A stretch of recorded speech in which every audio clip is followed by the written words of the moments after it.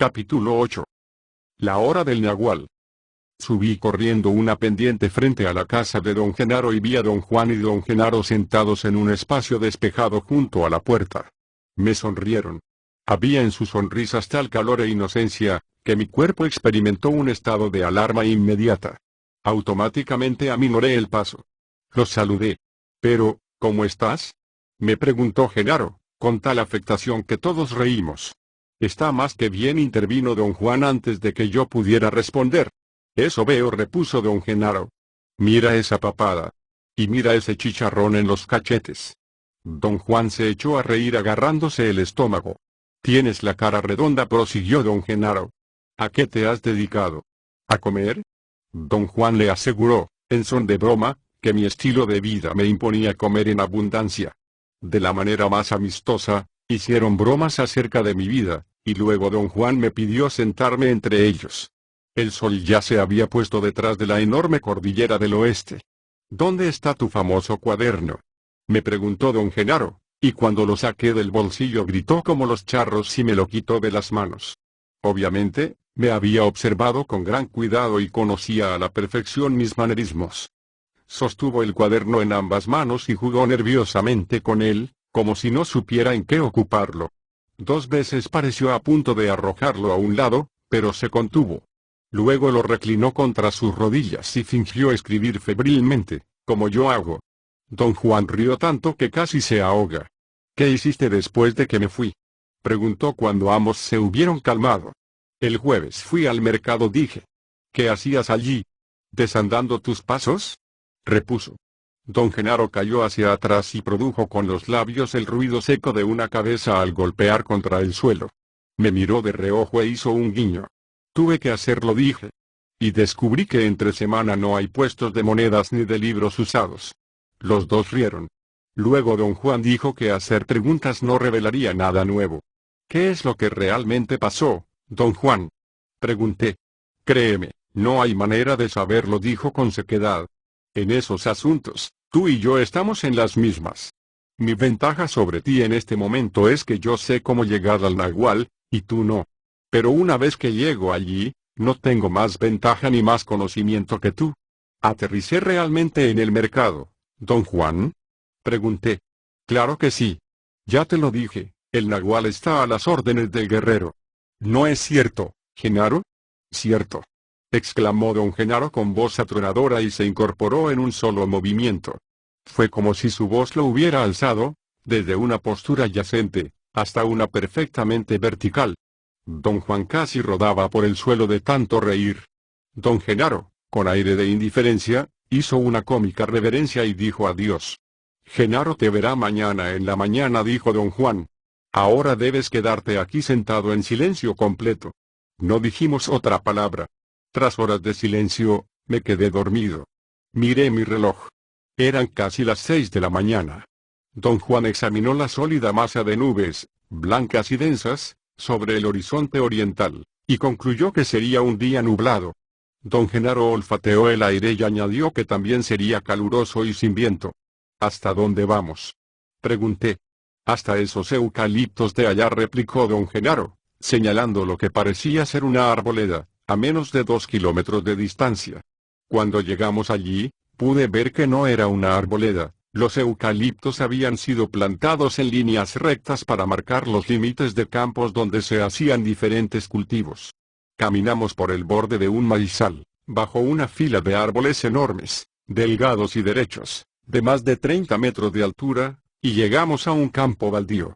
Supuse que la cosecha acababa de recogerse. Quedaban solo hojas y tallos secos de unas plantas que no reconocí.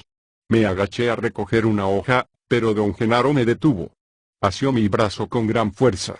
Me retraje dolorido, y entonces noté que solo me tocaba suavemente con los dedos.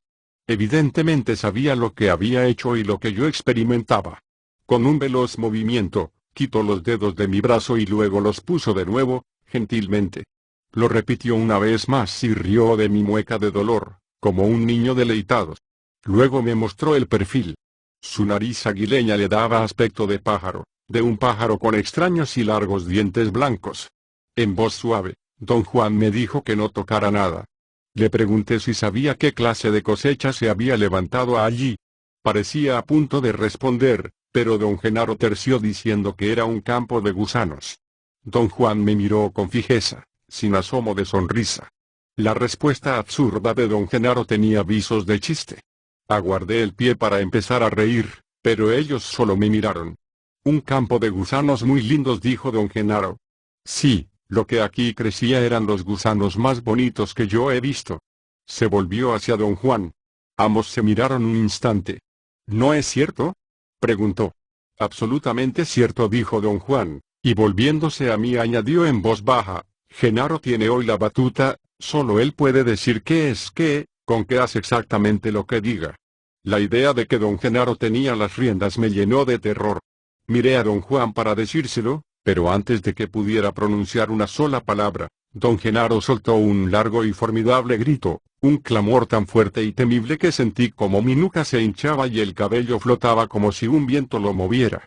Tuve un instante de disociación completa y habría permanecido inmóvil en mi sitio de no haber sido por don Juan, quien con increíble velocidad y dominio hizo girar mi cuerpo para que mis ojos atestiguaran una hazaña inconcebible. Don Genaro estaba parado horizontalmente, a unos 30 metros del suelo, sobre el tronco de un eucalipto que se hallaba acaso a 50 metros de distancia. Es decir, estaba parado con las piernas abiertas, perpendicular al tronco. Era como si tuviese ganchos en el calzado y con ellos pudiera desafiar la gravedad. Tenía los brazos cruzados sobre el pecho y me daba la espalda. Lo miré fijamente. No quería parpadear por miedo a perderlo de vista. Realicé un rápido juicio y concluí que, de conservarlo dentro de mi campo de visión, tal vez podría detectar un indicio, un movimiento, un gesto, o cualquier cosa que me ayudara a comprender qué ocurría.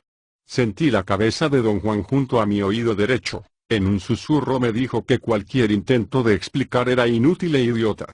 Lo oí repetir, empuja la barriga para abajo, para abajo. Era una técnica que me había enseñado, años antes, para momentos de gran peligro, miedo o tensión.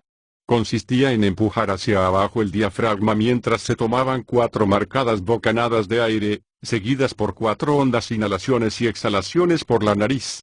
Había explicado que las bocanadas tenían que sentirse como sacudidas en la parte media del cuerpo, y que el mantener las manos apretadamente enlazadas, cubriendo el ombligo, daba fuerza a la sección abdominal y ayudaba a controlar las bocanadas y las inhalaciones profundas, que debían retenerse hasta la cuenta de 8 mientras el diafragma se presionaba hacia abajo. Las exhalaciones se hacían 2 veces a través de la nariz y 2 a través de la boca, en forma lenta o acelerada, según la propia preferencia. Maquinalmente obedecía don Juan. No me atrevía, sin embargo, a apartar los ojos de don Genaro. Conforme seguía respirando, mi cuerpo se relajó y me di cuenta de que don Juan torcía mis piernas. Al parecer, cuando me hizo girar mi pie derecho se atoró en un montón de tierra y mi pierna izquierda quedó forzadamente doblada. Cuando me enderezó, cobré conciencia de que el choque de ver a don Genaro parado en el tronco de un árbol me había hecho ignorar mi incomodidad. Don Juan me susurró al oído que no fijara la vista en don Genaro. Parpadea. Parpadea. Lo oí decir. Durante un momento sentí renuencia. Don Juan volvió a ordenarme. Yo estaba convencido de que todo el fenómeno se ligaba de algún modo a mí como el observador, y que si yo, único testigo de la hazaña de don Genaro, dejaba de mirarlo, caería por tierra, o acaso la escena entera desaparecería. Tras una inmovilidad torturantemente larga, don Genaro giró sobre sus talones, 45 grados a la derecha, y empezó a caminar tronco arriba. Su cuerpo temblaba, lo vi dar un pequeño paso tras otro, hasta que hubo avanzado 8. Incluso rodeó una rama. Luego, con los brazos cruzados todavía sobre el pecho, tomó asiento en el tronco, dándome la espalda. Sus piernas pendían como si se hallara sentado en una silla, como si la gravedad no tuviera efecto sobre él. Luego pareció andar sentado, hacia abajo. Alcanzó una rama paralela a su cuerpo y por unos segundos se reclinó en ella con el brazo izquierdo y la cabeza. Parecía apoyarse para lograr un efecto dramático más que para sostener su cuerpo. Luego reanudó su camino pasando, centímetro a centímetro, del tronco a la rama, hasta que hubo cambiado de postura y se halló sentado como cualquiera podría sentarse normalmente en una rama. Don Juan rió por lo bajo. Yo tenía un horrible sabor en la boca. Quise volverme hacia don Juan, que se hallaba un poco detrás de mí, a la derecha, pero no me atrevía a perderme ninguna de las acciones de don Genaro. Tras unos minutos, cruzó los pies y los meció suavemente, finalmente, volvió a deslizarse hacia arriba sobre el tronco. Don Juan me tomó la cabeza entre las manos y la inclinó hacia la izquierda a modo que mi línea de visión fuera paralela al árbol, más que perpendicular. Mirando a don Genaro desde ese ángulo, no parecía estar desafiando la gravedad.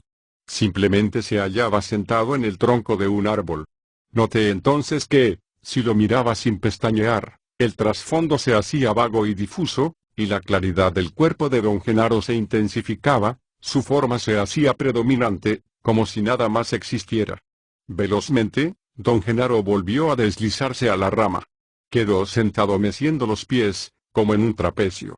El mirarlo desde una perspectiva sesgada hacía que ambas posiciones, especialmente aquella sobre el tronco, parecieran factibles.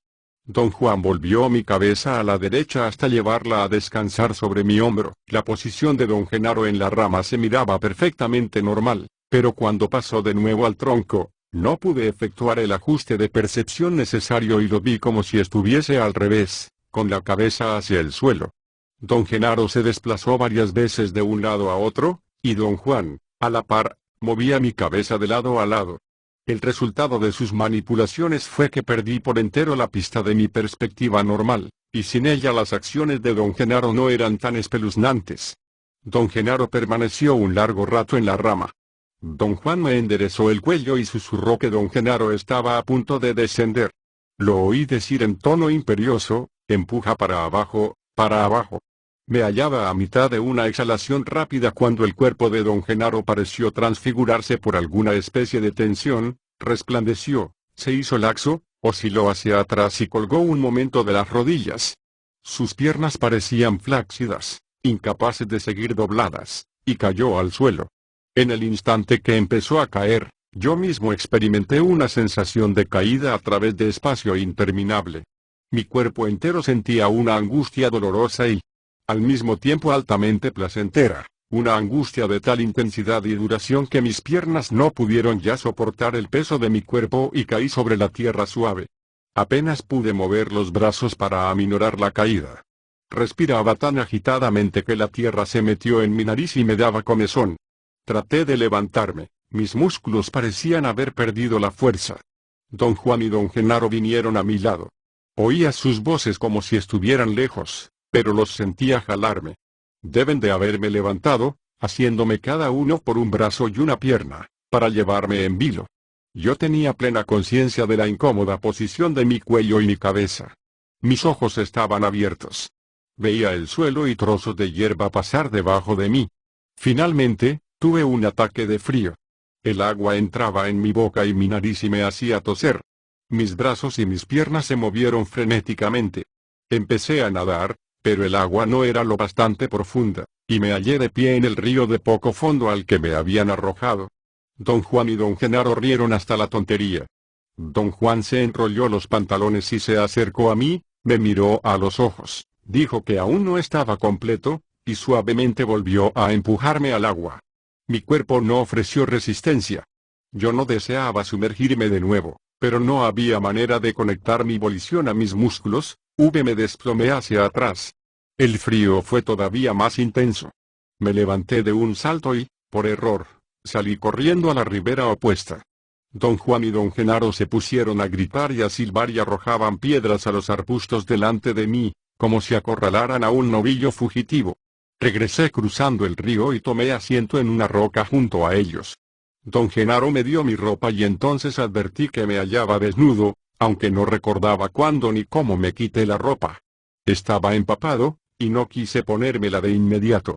Don Juan se volvió a don Genaro y dijo con voz resonante: por amor de Dios, denle una toalla a este hombre. Tardé un par de segundos en advertir el absurdo. Me sentía muy bien. De hecho, era tan feliz que no deseaba hablar. Tuve, empero, la certeza de que, si mostraba mi euforia, Volverían a echarme al agua. Don Genaro me vigilaba. Sus ojos brillaban como los de un animal salvaje. Me atravesaban. Ya estás mejor, me dijo don Juan de repente, ya estás controlándote ahora, pero allá junto a los eucaliptos te diste a tus vicios como hijo de puta. Quise reír histéricamente. Las palabras de don Juan parecían tan por entero graciosas que costó un esfuerzo supremo dominarme. Una comezón incontrolable en la parte media de mi cuerpo me hizo quitarme la ropa y echarme de nuevo al agua. Permanecí en el río unos 5 minutos. La frialdad restauró mi sentido de lo propio. Cuando salí, era yo mismo otra vez. Bien hecho, dijo don Juan, tocándome el hombro. Me guiaron de regreso a los eucaliptos. Conforme íbamos, don Juan explicó que mi tonal había resultado peligrosamente vulnerable, y al parecer tuvo demasiado con la incongruencia de los actos de don Genaro. Dijo que decidieron ya no meterse con él y regresar a la casa de don Genaro, pero el hecho de que supe que debía lanzarme al río cambiaba todo. No dijo, sin embargo, lo que se proponían. Nos detuvimos a mitad de un campo, en el sitio donde estuvimos antes. Don Juan estaba a mi derecha y don Genaro a mi izquierda. Ambos tensaban los músculos, en estado de alerta. Mantuvieron la tensión unos 10 minutos. Yo movía los ojos del uno al otro. Pensé que don Juan me indicaría qué hacer. Tenía razón. En determinado momento relajó el cuerpo y pateó unos terrones. Sin mirarme, dijo, creo que mejor nos vamos. Automáticamente razoné que don Genaro debía de haber tenido la intención de darme otra demostración del nahual, pero decidió no hacerlo. Me sentí aliviado. Esperé otro momento por una confirmación definitiva. Don Genaro también se destensó y entonces ambos dieron un paso. Supe que habíamos terminado allí. Pero en el instante mismo en que me aflojé, don Genaro volvió a lanzar un grito increíble. Empecé a respirar frenéticamente. Miré en torno. Don Genaro había desaparecido. Don Juan estaba frente a mí. Su cuerpo se estremecía de risa. Me dio la cara. Lo siento, dijo en un susurro. No hay otro modo. Quise preguntar por don Genaro, pero sentía que, de no seguir respirando y presionando mi diafragma, moriría. Don Juan señaló con su barbilla un sitio a mis espaldas. Sin mover los pies, empecé a volverme a mirar sobre el hombro izquierdo. Pero antes de que pudiese ver lo que señalaba, don Juan saltó y me detuvo. La fuerza de su salto y la celeridad con que me aferró hicieron que perdiese mi equilibrio. Al caer de espaldas tuve la sensación de que mi reacción sobresaltada había sido agarrarme a don Juan, y que en consecuencia lo arrastraba en mi caída. Pero cuando alcé la vista, hubo total discordancia entre las impresiones de mis sentidos táctil y visual. Vi a don Juan de pie junto a mí, riendo, mientras mi cuerpo sentía sin lugar a dudas el peso y la presión de otro cuerpo encima de mí, casi inmovilizándome. Don Juan extendió la mano y me ayudó a levantarme. Mi sensación corporal fue la de que él alzaba dos cuerpos. Sonrió como quien sabe y susurró que nunca había que volverse a la izquierda para enfrentar al nahual. Dijo que el nahual era fatídico y que no había necesidad de acrecentar todavía más el riesgo. Luego me dio vuelta con gentileza y me hizo encarar un enorme eucalipto. ¿Era acaso el árbol más viejo de las inmediaciones? Su tronco era casi 2 veces más grueso que el de cualquier otro. Don Juan señaló hacia arriba con los ojos. Don Genaro se hallaba encaramado en una rama. Me daba el rostro. Vi sus ojos como 2 espejos enormes que reflejaban luz. No quería mirar, pero don Juan insistió en que no apartara la vista. En un susurro muy enérgico me ordenó que no parpadeara ni sucumbiera al susto o a la entrega. Advertí que si pestañeaba de continuo, los ojos de don Genaro no eran tan imponentes.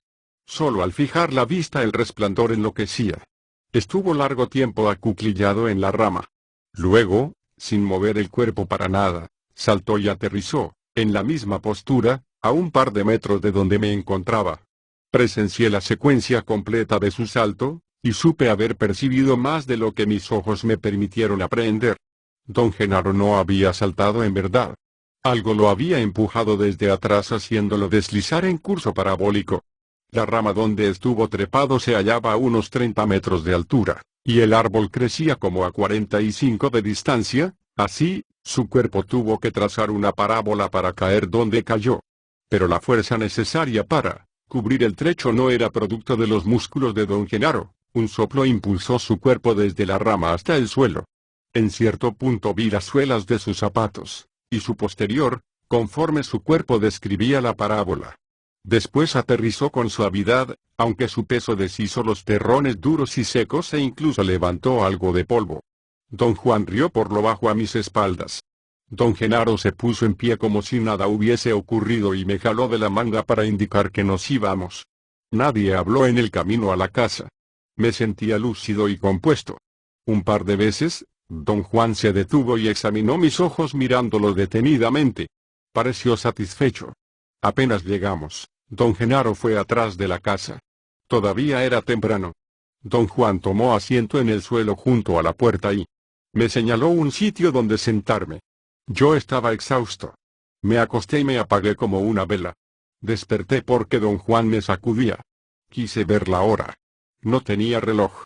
Don Juan lo sacó del bolsillo de su camisa y me lo devolvió. Era la 1 de la tarde. Alcé los ojos y encontré los suyos. No. No hay explicación, dijo, volviéndose. El nagual es solo para atestiguarse. Di la vuelta a la casa buscando a don Genaro, no lo hallé. Regresé a la parte frontal. Don Juan me había hecho algo de comer. Cuando lo hube comido empezó a hablar. Cuando uno está tratando con el nagual, nunca hay que mirarlo de frente, dijo. Tú te le quedaste mirando fijamente esta mañana, y por eso te vaciaste. La única manera de mirar al nagual es como si fuera cosa común. Uno tiene que pestañear para romper la fijación. Nuestros ojos son los ojos del tonal, o quizás sería más exacto decir que nuestros ojos han sido entrenados por el tonal, por eso el tonal los reclama. Una de tus fuentes de confusión y desconcierto es que tu tonal no te suelta los ojos. El día que lo haga, tu nagual habrá ganado una gran batalla. Tu obsesión, o mejor dicho la obsesión de todos nosotros, es arreglar el mundo según reglas de tonal. Así, cada vez que nos enfrenta el nagual, hacemos lo imposible por volver nuestros ojos tiesos e intransigentes. Debo apelar a la parte de tu tonal que entiende este dilema, y debes hacer un esfuerzo por liberar tus ojos. La cosa es convencer al tonal de que hay otros mundos que pueden pasar frente a las mismas ventanas. El nagual te lo enseñó esta mañana. Con que deja que tus ojos sean libres, déjalos ser verdaderas ventanas. Los ojos pueden ser ventanas para contemplar el aburrimiento o para atisbar aquella infinitud. Don Juan trazó con el brazo izquierdo un amplio arco para señalar el entorno. Había un brillo en sus ojos, y su sonrisa era a la vez temible e irresistible. ¿Cómo puedo hacer eso?, pregunté. Yo digo que es un asunto muy fácil. Quizá lo llamo fácil porque llevo tanto tiempo haciéndolo. Todo lo que tienes que hacer es instalar tu intención como aduana. Cuando estés en el mundo del tonal, deberías de ser un tonal impecable, ahí no hay tiempo para porquerías irracionales. Pero cuando estés en el mundo del nagual, también deberías ser impecable, ahí no hay tiempo para porquerías racionales. Para el guerrero, la intención es la puerta de en medio. Se cierra por completo detrás de él cuando va o cuando viene. Otra cosa que uno debe hacer cuando se enfrenta al nagual es cambiar la línea de los ojos de tiempo en tiempo, para así romper el encantamiento. Cambiar la posición de los ojos siempre alivia la carga del tonal. Esta mañana noté que estabas muy vulnerable y te cambié la posición de tu cabeza. Si estás en un aprieto de esos, deberías ser capaz de cambiar tú solo. Pero el cambio ese solo es para alivio, y no es otra manera de parapetarse para proteger el orden del tonal. Yo apostaría que tú vas a procurar usar esta técnica para esconder la racionalidad de tu tonal, y creer que así la estás salvando de la extinción. La falla de tu razonamiento es que nadie quiere ni busca la extinción de la racionalidad del tonal. Ese miedo es infundado. Nada más puedo decirte, excepto que sigas todos los movimientos de Genaro, sin agotarte. Ahora estás probando si tu tonal está o no repleto de banalidades. Si hay en tu isla demasiados objetos innecesarios, no podrás sostener el encuentro con el nagual. ¿Qué me pasaría? Podrías morirte. Nadie es capaz de sobrevivir un encuentro voluntario con el nagual, sin una larga preparación. Lleva años preparar al tonal para tal encuentro. Por regla general, si un hombre común y corriente se encuentra un día cara a cara con el nagual, la impresión es tan grande que lo mata. La meta de la preparación del guerrero no es entonces enseñarle conjuros ni embrujos, sino preparar a su tonal para que no se caiga de narices. Una empresa de lo más difícil. Al guerrero se le debe enseñar a ser impecable y a estar totalmente vacío antes de que pueda aún siquiera concebir el ser testigo del Nahual. En tu caso, por ejemplo, tienes que dejar de calcular. Lo que hacías esta mañana era absurdo. Tú lo llamas explicar. Yo lo llamo una insistencia estéril y tediosa del tonal por tener todo bajo su control. Cada vez que no le salen bien las cosas, hay un instante de confusión y entonces el tonal se abre a la muerte. ¡Qué hijo de la chingada! Primero se mata antes de que se dé el control. Y sin embargo muy poco podemos hacer por cambiar esa condición. ¿Cómo la cambió usted, don Juan? Hay que barrer la isla del tonal y mantenerla limpia. Es la única alternativa que tiene el guerrero. Una isla limpia no ofrece resistencia, es como si allí no hubiera nada. Rodeó la casa y tomó asiento en una gran roca lisa. Desde allí se miraba hacia una hondonada. Me hizo seña de sentarme junto a él. ¿Puede decirme, don Juan, qué más vamos a hacer hoy? Pregunté. No vamos a hacer nada. Es decir, tú y yo seremos solo testigos. Tu benefactor es Genaro. Pensé haber malentendido en mi afán de tomar notas. En las primeras etapas de mi aprendizaje, el mismo don Juan había introducido el término benefactor. Mi impresión había sido siempre la de que él mismo era mi benefactor. Don Juan había callado y me miraba. Hice una rápida evaluación y concluí que sin duda se refería a que don Genaro era algo así como el actor estelar de aquella ocasión. Don Juan rió como si leyera mi mente. Genaro es tu benefactor, repitió. ¿Usted lo es, o no? Pregunté en tono frenético. Yo soy el que te ayudó a barrer la isla del tonal, dijo. Genaro tiene 2 aprendices, Pablito y Néstor. Los está ayudando a barrer la isla, pero soy yo el que les enseñará el Nahual. Yo seré su benefactor. Genaro es solo su maestro. En estos andares, uno habla o actúa, uno no puede hacer las 2 cosas con la misma persona.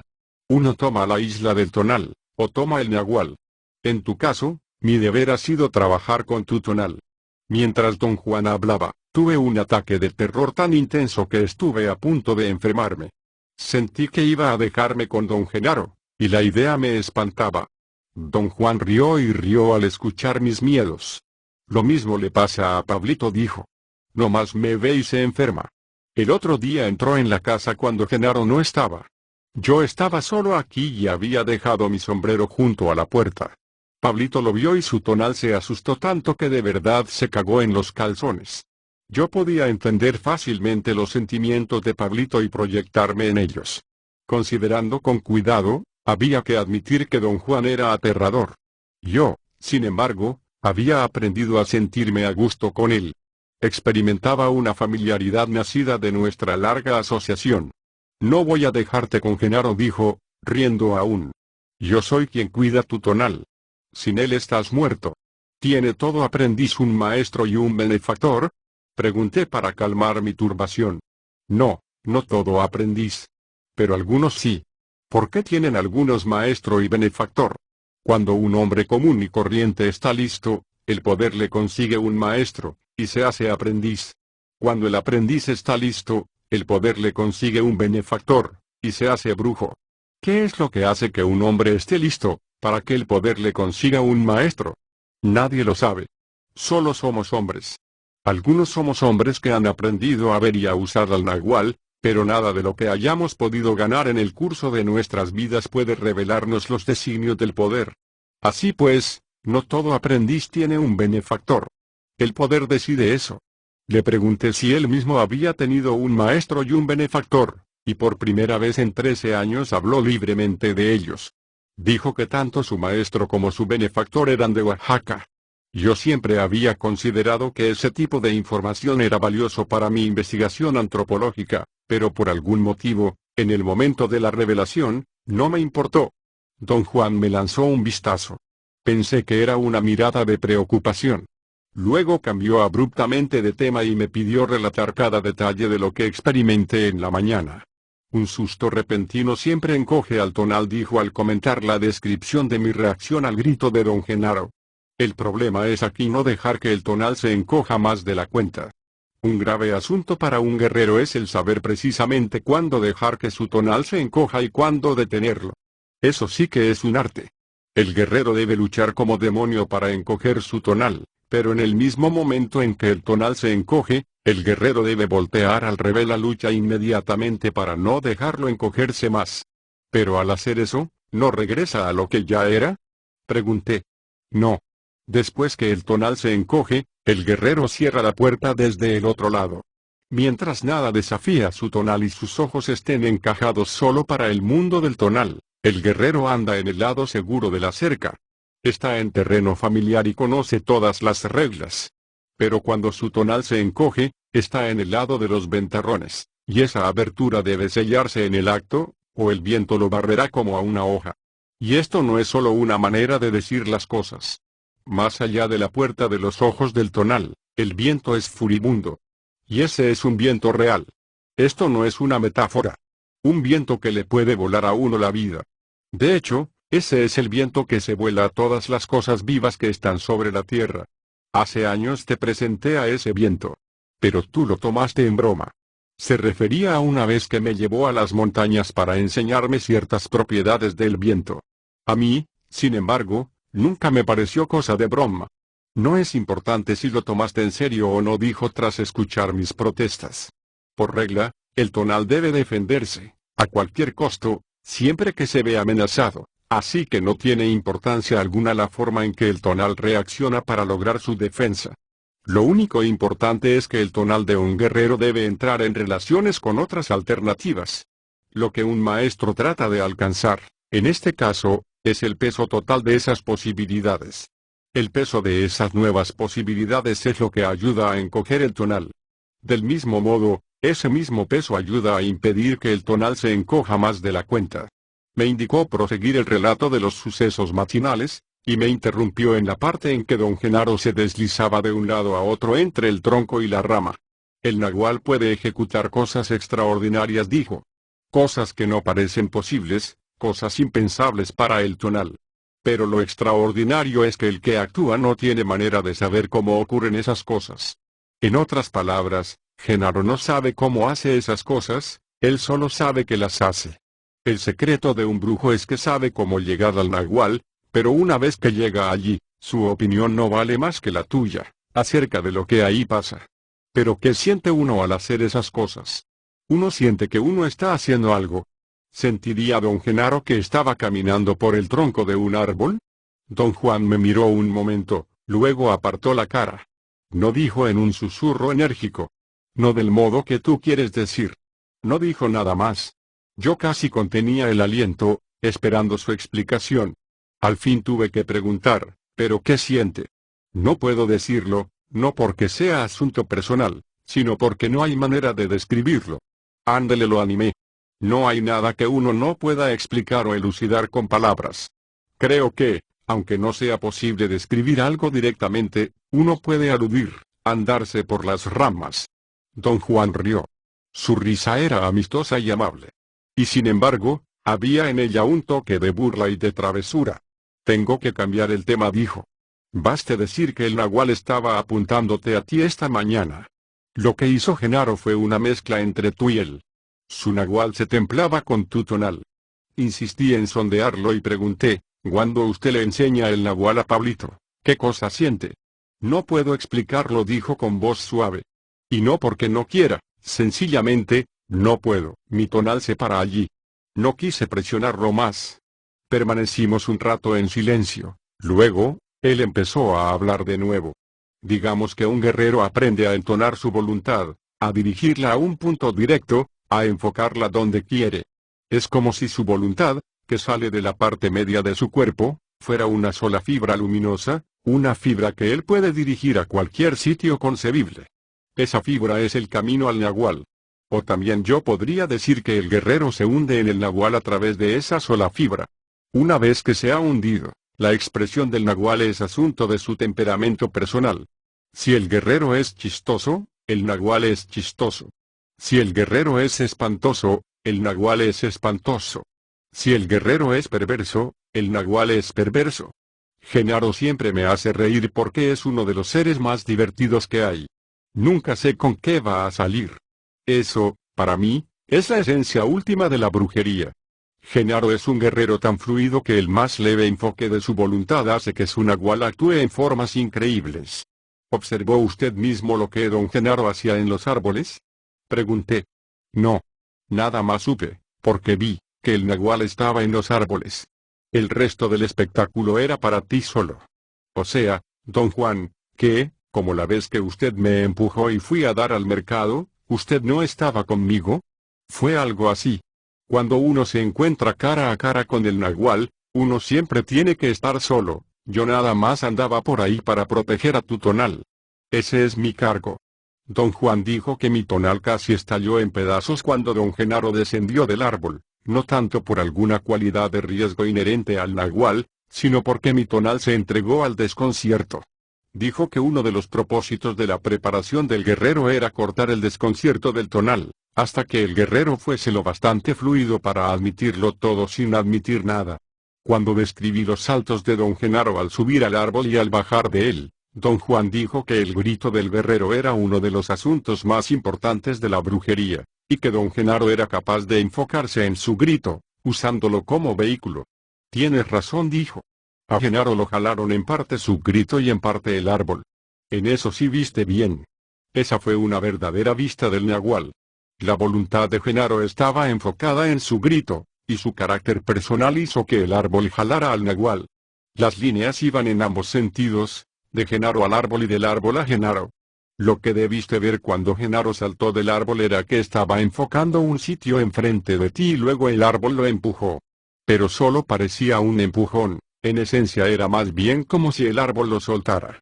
El árbol soltó al nahual y el nahual regresó al mundo del tonal en el sitio que Genaro enfocaba. La segunda vez que Genaro bajó del árbol, tu tonal no estaba tan desconcertado, no te entregabas tan duro y por eso no te agotaste tanto como la primera vez. A eso de las 4 de la tarde, don Juan detuvo la conversación. Vamos a volver a los eucaliptos, dijo. El nahual nos espera allí. ¿No corremos el riesgo de que nos vea la gente? Pregunté. No. El nahual mantendrá todo suspendido, respondió.